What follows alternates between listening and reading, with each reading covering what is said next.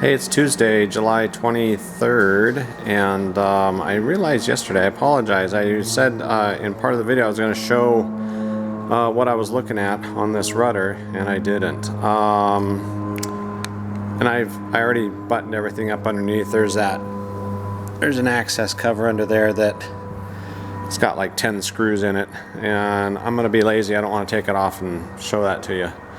But yeah.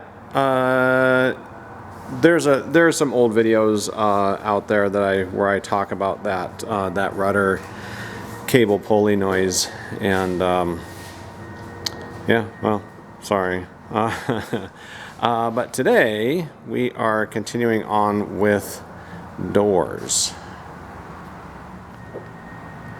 Yesterday we put a coat of satin black on that upper trim strip, and we're going to do another one of those today, so we're leaving the masking tape on. But in the meantime, we're going to start working on some of this other side stuff. We've got these trim strips that we're going to fit up and get the holes drilled on the other side. And part of that is we're going to mask this side of the door frame, and you do a center line down all of these tubes, and then that's how you align these holes line to that center line that's on there. We'll show that as we go along. So that's what is on the agenda for today. So what's that? Brakes, yes. We discovered yesterday we've got a small leak in our brakes, and it is that fitting right there that goes into the bottom side of the parking brake valve. When the parking brakes are applied, it will eventually get a drip of hydraulic fluid coming out of there. So it wasn't doing it, of course, while the boot cowl was off. So now that the boot cowl is installed, and it's harder to get access to it, now is when it decides to leak. And I think that's a general rule of everything. So we'll take a look at that, see if we can get that fixed. That's going to be a fun one. So we'll see what we can do. Here we go. I got our trim, the outside trim pieces cleaned up and prepped. And I will say, if you just got your kit, take them stickers off that plastic stuff right away if you can. After 4 years, they were stuck on there really bad, and had to kind of scrape them off and then use Goo Gone to try and get all the adhesive off there. Got it cleaned up, but it takes a while. Kind of a little bit messy with the Goo Gone, but we got them done, ready to go. Alright, was trying to figure out how to get the center line on this, and initially I measured and put marks on there, and then tried to put masking tape across it, and I can't quite get the masking tape straight on there. So suddenly dawned on me, let's take a piece of plastic that's got a right angle on it, and then I measured, put a line on it, and then drilled a hole for that measurement. That's a number 55 hole, and that fits this fine point Sharpie. So we'll just use this.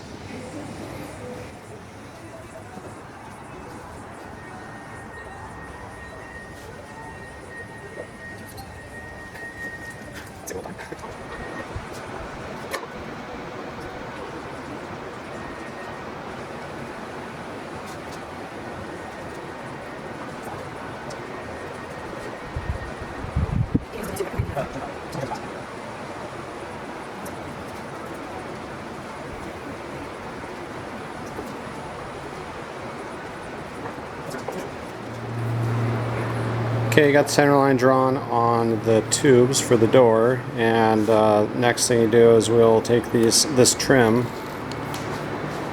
and we'll overlay it here and line up the holes to the underlying line, and we'll get those aligned, and then we will we'll drill a number 40 into there, and we'll cleco that on. We're going to do that with all the rest of this trim, same thing. We have this marked. We're not doing anything with this yet. That's going to come later. We've got those marked out and ready to drill a number 40.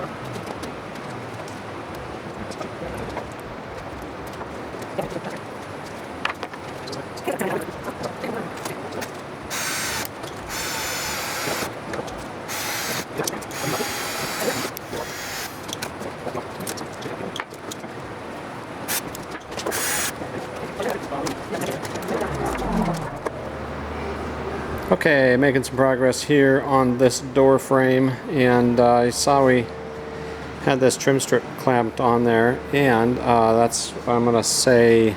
She already put them away.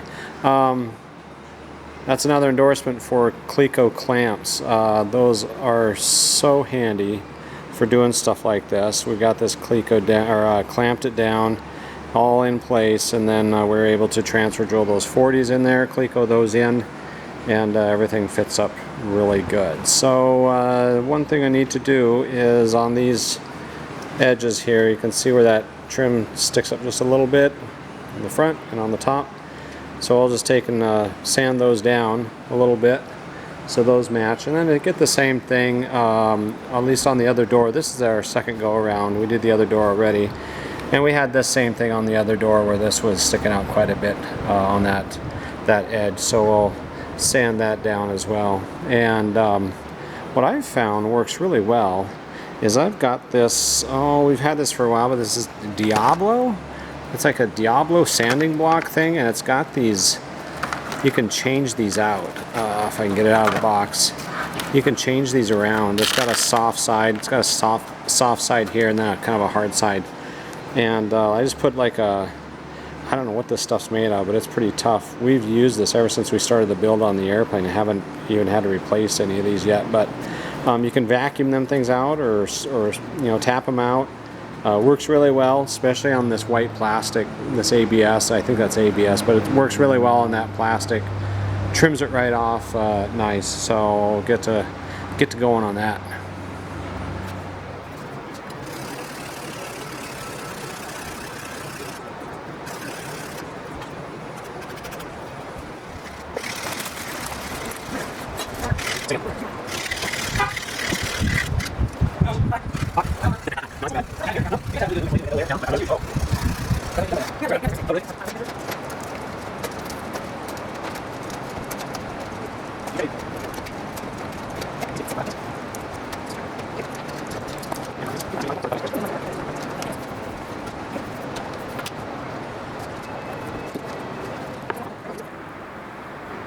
Well, it doesn't seem to be quite as smoky as yesterday. It's still pretty smoky out, but not quite as bad. But pretty toasty. We're going to be triple digits today, I believe. Alright, done for today, and actually made some pretty good progress on these doors. Got these trim strips all drilled out, holes in the frame, and got them finaled up to a number 30.